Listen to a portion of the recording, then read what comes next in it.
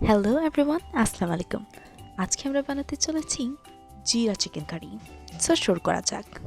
প্রথমে আমাদের সব ইনগ্রেডিয়েন্টসগুলো নিতে হবে।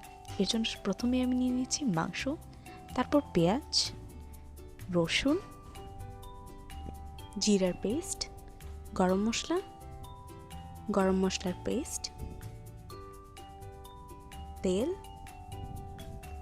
1 কাপ পানি, লবণ।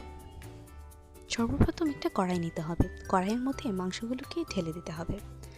তারপর একটু রসুন অ্যাড করতে হবে। রসুন আপনার ইচ্ছে মতো অ্যাড করতে পারেন। আমার রসুন একটু বেশি ভালো লাগে, তাই আমি একটু বেশি রসুন অ্যাড করছি। তারপর পেঁয়াজের পেস্ট অ্যাড করতে হবে। এরপর জিরার পেস্ট অ্যাড করতে হবে। গরম মশলার পেস্ট অ্যাড করে নিতে হবে। ভালো করে গুঁড়ো মরিচগুলো দিয়ে দিতে হবে। তারপর তেল দিতে হবে, লবণ আপনার স্বাদ মতো। এরপর মিক্স মশলা। একটু ঝালের জন্য আপনি আরেকটু বেশি মরিচ দিতে পারেন। এই তো রেডি হয়ে গেল আমাদের জিরা chicken curry. Thanks for watching.